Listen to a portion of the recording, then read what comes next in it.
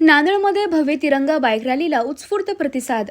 हर घर तिरंगा 2026 अभियानांतर्गत नांदेड वाघाळा शहर महानगरपालिकेच्या वतीने 13 ऑगस्ट रोजी शहरात भव्य तिरंगा बाईक रॅली काढण्यात आली.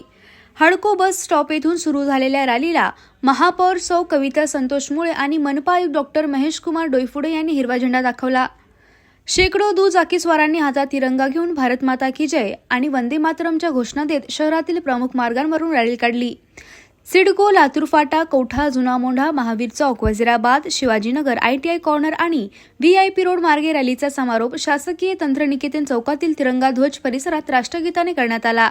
यावेळी महानगरपालिकेचे पदाधिकारी, अधिकारी, कर्मचारी तसेच सामाजिक व क्रीडा संघटनांचे प्रतिनिधी मोठ्या संख्येने सहभागी झाले.